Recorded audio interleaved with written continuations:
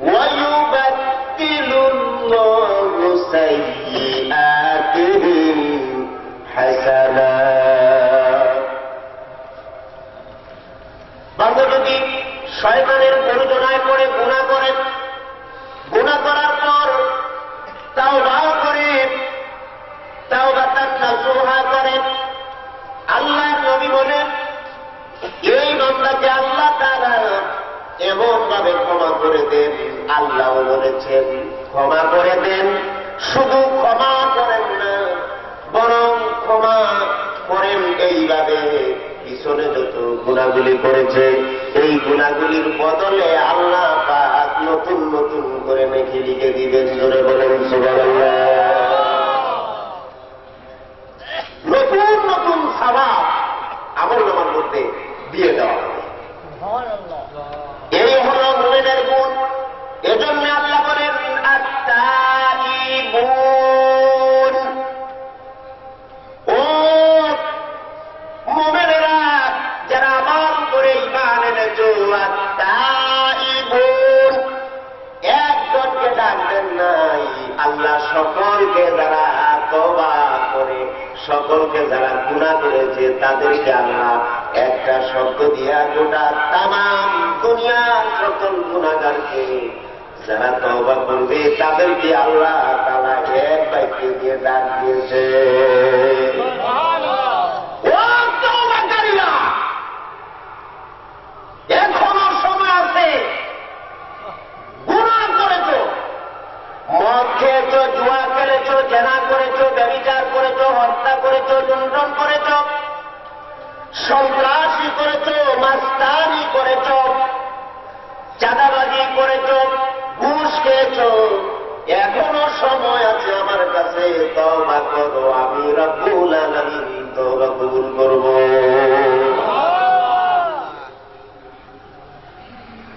দেখেন না, সাহাবায়ে কেরামরা ইসলাম গ্রহণ করার আগে গাছের পূজা, সাপের পূজা, পাথরের পূজা, লাত মানাত পূজা, হুবল, এই দেবতাগুলির পূজা করেছে, এই দেবতাগুলিকে রব মেনেছে, এই দেবতাগুলিকে তাদের লালন পালন করেওয়ালা বলেছে, পালন করতে পারে, বন্ধ করতে পারে, কথা বলেছে না নাই? বলেছে কিনা? ইতিহাসের ভিতরে লেখা আছে। অথচ আমরা যারা মুসলমান হয়েছি, খাইরিহি ওয়া শাররিহি মিনাল্লাহি তাআলা, ভালো এবং মন্দ আল্লাহর পক্ষ থেকে আসে, ঠিক কিনা জেনে বলেন? যখন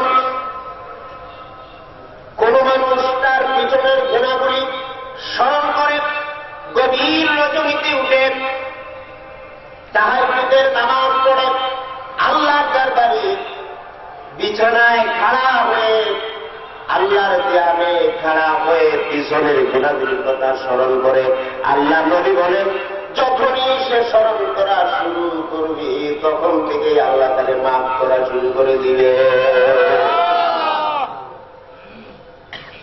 শুধু এইরকম নয়, ওই যে ফেরেশতারা বলেছিল এদেরকে দুনিয়ায় পাঠানোর দরকার নাই, যখনই বান্দা দাঁড়ায়া যায় আর চোখের পানি পেলে আল্লাহ তারা ফেরেশতা তামাম ফেরেশতা কুলকে দেখে বলেও আমার ফেরেশতারা দেখো, তোমরা বলেছিলে দুনিয়াতে মানুষ পাঠানোর দরকার নাই, আমরাই তো وَنُسَبِّحُ بِحَمْدِكَ وَنُقَدِّسُ لَكَ, আমরাই তো তোমার প্রশংসা করি, তোমার পবিত্রতা ঘোষণা করি, তাদেরকে পাঠানোর দরকার নাই।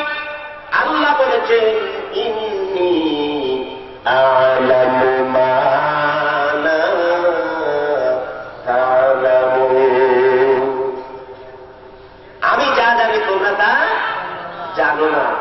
দেখো এখন দাঁড়াইয়া অমুকের ছেলে অমুক গভীর রজনীতে দাঁড়াইয়া গেছে, দুনিয়ার সকল মানুষেরা ঘুমাইয়া আছে, কিন্তু অমুকের ছেলে অমুক বিছানায় দাঁড়াইয়া আমি রব্বুল আলামিনের কুদরতি পায়ে সেজদায় লুটে পড়েছে।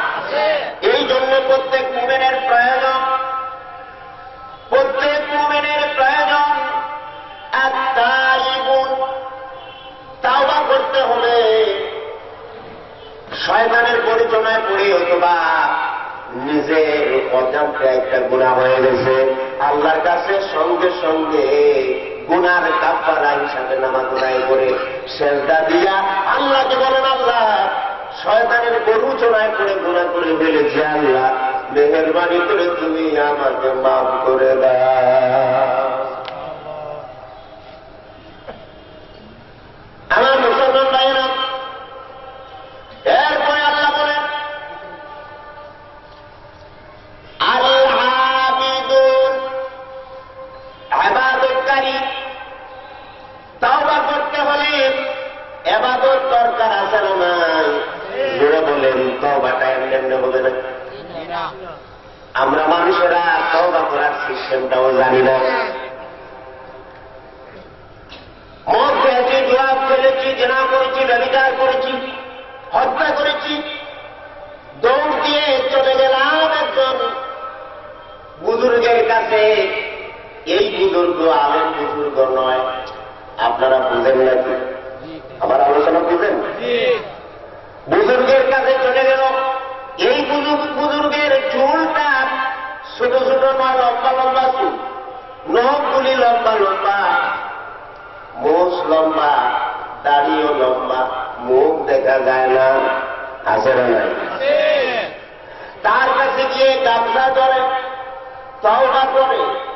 কিন্তু আমার আল্লাহ বলেন, এভাবে তাওবা করলে হবে না। আল্লাহ নবী বলেন, এভাবে তাওবা করলে হবে না। সাহাবায়ে কেরামরা যেভাবে রাসূল সাল্লাল্লাহু আলাইহি ওয়াসাল্লামের কাছে জীবনের গুণাগুলি বুঝতে পেরে লাত মানাতুজ্জাম বলে ইবাদত করেছি, এগুলি বাতিল, এগুলি অন্ধকার, এখন বুঝতে পেরেছি ইসলাম সত্য। ওগো নবী, আমাকে মুসলমান বানান, আমাকে তাওবা করান, আল্লাহর কাছে আত্মসমর্পণ করার সিস্টেম আমাকে শিখাইয়া দেন। রাসূল বললেন, নখ কাটো, গোসল করো, ওযু করো, চুল কাটো, পবিত্র হও, এরপরে আমি মুহাম্মদ রাসূলুল্লাহ সাল্লাল্লাহু আলাইহি ওয়াসাল্লাম পড়ায়া দিলাম, লা ইলাহা ইল্লাল্লাহ মুহাম্মাদুর রাসূলুল্লাহ। শুরু করেন, লা ইলাহা ইল্লাল্লাহ, আর জোরে লা ইলাহা ইল্লাল্লাহ, সুবহানাল্লাহ ওয়ালহামদুলিল্লাহ, লা ইলাহা ইল্লাল্লাহ, সুবহানাল্লাহ ওয়ালহামদুলিল্লাহ, লা ইলাহা ইল্লাল্লাহ, লা ইলাহা ইল্লাল্লাহ মুহাম্মাদুর রাসূলুল্লাহ।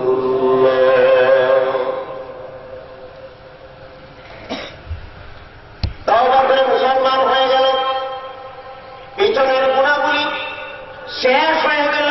আল্লাহর নবী বলেন, পাপের পরে যখন সে তাওবা করে আল্লাহর প্রতি, রাসূলের প্রতি পূর্ণভাবে বিশ্বাস স্থাপন করল, মায়ের গর্ভ থেকে যে সন্তানটা ভূমিষ্ঠ হওয়ার পরে এই মাসুম সন্তানের কোনো গুনাহ থাকে না, ওইভাবে আল্লাহর নবী বলেন, মাসুম হিসাবে ওই আল্লাহর বান্দাকে আল্লাহ কবুল করে নেয়। আমরা কি মাসুম হতে চাই? কে কে চাই? একটু হাত দেই, জোরে কোন আমি, আরো জোরে বলেন আমি। আল্লাহ যাতে আমাদের এই আমিন শব্দটাকে কবুল করুন, কোন আমি। আমরা মাসুম যদি না হতে পারি, বেগুনা যদি না হতে পারি, তাহলে জান্নাতে প্রবেশ করা তো দূরের কথা, জান্নাতের দ্বারে কাছেও যাওয়া যাবে না। ঠিক কিনা ধরেন? আমার ভাইয়েরা, তওবা করতে হলে ইবাদত লাগে, মানে আপনি ইবাদতের সিস্টেম জানা লাগে। এরপরের শব্দে আল্লাহ বলেছেন, আল-আবিদুন, এর মানে হল তওবা তো কোনো হিন্দু, বৌদ্ধ, খ্রিস্টান, ইহুদি, নাসারা, তারা তো কোনো তওবার সিস্টেম জানে না। সিস্টেম জানে তারা যারা নাকি পড়েছে লা ইলাহা ইল্লাল্লাহ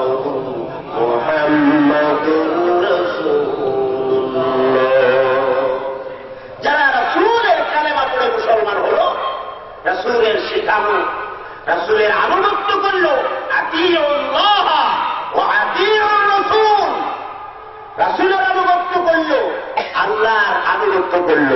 শুধু এরাই তাওবা করার সিস্টেম জানে, তিনি যেভাবে ইবাদতের মাধ্যমে আল্লাহর কাছে কিভাবে তাওবা করতে হয়, এজন্য তাওবা শব্দের পরেই আল্লাহ পাক ইবাদত শব্দ এনেছে। কোরআন বিল কোরআন, কোরআনের তাফসীর হলো প্রথম শব্দ বুঝতে হলে এর ব্যাখ্যা করব আল্লাহ পাক, এর শেষের শব্দ করলেই এই শব্দের তাফসীর বোঝা যাবে। জোরে বলেন আমিন। আরেকটা বলেন আমিন। এখন তাওবা কোন পীরের কাছে গিয়ে তাওবা করলে তাওবা যতটুকু না গ্রহণযোগ্য হবে, এর চেয়ে লক্ষ কোটি গুণ কোরআন সম্মত, ইসলাম সম্মত, রাসূলের বিধান মতো, আল্লাহর বিধান মতো কবুল হবে যদি নামাজ পড়ে আল্লাহর দরবারে গভীর নজরিতে তাওবা করা যায়। এজন্য আমার ভাইয়েরা, আজকে আমরা যারা কোরআন এবং হাদিস আমাদের সামনে আছে দেখেছি, কিন্তু কোরআনকে আমরা কেউ মাসাঙ্গের উপরে রেখে দিয়েছি, কেউ কোরআনকে ঘরের ভিতরে ধর্মীয় কিতাব হিসাবে রেখে দিয়েছি, কেউ আবার মাঝে মধ্যে তেলাওয়াত করছি, কিন্তু এই কোরআন থেকে কোনো ফায়দা নিচ্ছি না। ঠিক কিনা বলে? যারা ফায়দা নিচ্ছে আমরা এদের শরণাপন্ন হচ্ছি না। আমরা নামে মুসলমান, নামে মুসলমান হ্যাঁ, তামাদ্দুন মে হুনুদ, নামে মুসলমান, কিন্তু আমাদের কার্যকলাপ, আমাদের চরিত্র, আমাদের আচার ব্যবহার সব যেন খ্রিস্টান, ইহুদি, নাসারাদের মতো হয়ে গেছে। আমার ভাইরা, আমরা আজকে কিভাবে তওবা করলে আল্লাহ তওবা কবুল করবে? কিভাবে? ইবাদতের সময় আমরা আল্লাহর সিস্টেম মতো, ওয়ার্ডের মতো ইবাদত করছি না, ঠিক কিনা? ইবাদতে গেলে সেখানে জানালা আছে, আমাদের মত সেরকম আল্লাহর রাসূল যেরকম বলেছেন, যেরকম শিখাইছেন, ওরকম আমাদের মন বসে না। নামাজ যখন জামাতের সাথে হলো, ইমাম সাহেব কেরাত করলেন, রুকু করলেন, সেজদা করলেন, বৈঠকে বসলেন, আত্তাহিয়াতু যখন পড়তে পড়তে লেট হল, পিছনের থেকে কি করে আপনারা বলবেন না আমি বলবো? ঠিক আছে, এই হলো আমাদের ইবাদতের নমুনা। এই যদি হয় মুসলমানদের ইবাদতের নমুনা, তাহলে কিন্তু তওবা করলেন, তওবা করার পরে ইমাম সাহেবের পিছনে গিয়ে আপনি গলায় ডাক দেওয়ালেন, ইবাদত তো দূরের কথা, এই ইবাদতে যে আপনি শামিল হলেন, এক সুতা পরিমাণ কোন সওয়াব আপনি পাবেন না। নামাজ বাতিল হবে না হবে না? জোরে বলেন, হবে না হবে না? ইমাম সাহেব হলেন ইবাদতে, এই যে নামাজে আপনি দাঁড়াইছেন, ইমাম হলেন বর্তমান ইবাদতের নেতা। নেতা যে সময় নামাজ যেভাবে তিনি শেষ করবে, সেভাবে অনুসরণ না করলে আল্লাহর কসম বলে বলি ইবাদত হবে না হবে না হবে না। এই কথাটা মুসলমানেরা বুঝে না, ঠিক কিনা জোরে বলে? এই জন্য আমাদের পরিবারে শান্তি নাই, সমাজে শান্তি নাই, রাষ্ট্রের ভিতরেও শান্তি নাই, কারণ কোন ইবাদত আমাদের আল্লাহর দরবারে কবুল হচ্ছে না। আমরা তওবা করছি এলোমেলো ভাবে, ইবাদত করছি এলোমেলো ভাবে, কিন্তু আল্লাহ মুহাম্মদ রাসূলুল্লাহ সাল্লাল্লাহু আলাইহি সাল্লামকে যেভাবে নির্দেশ দিয়েছেন, সেইভাবে যখন সাহাবায়ে কেরামদেরকে কালেমা পড়াইছেন, আপনারা খবর নিয়ে দেখেন, ইতিহাস যদি আপনারা পড়েন তাহলে দেখবেন মাগরিবের পরে আলোচনা হয়েছে, সাহাবায়ে কেরামদের ইতিহাস আপনারা পড়েন, আল্লাহ রাসূল যেভাবে হুকুম করেছেন, এক সুতা পরিমাণ কোন সাহাবী কিলবিল করে নাই। এরা হল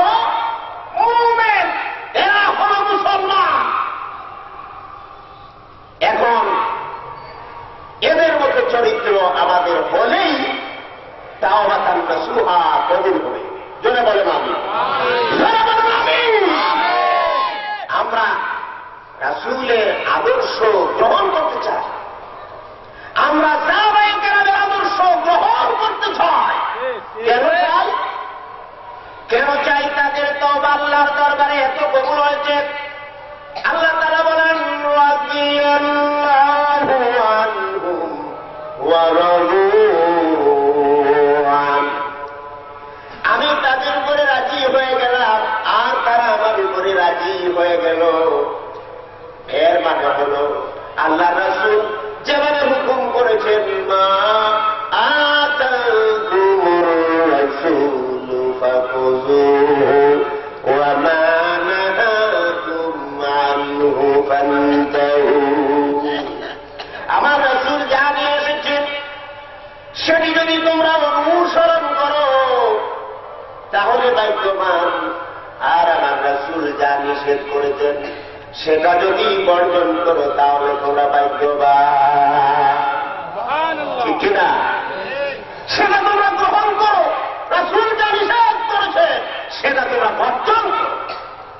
ঠিক কিনা জোরে বলে।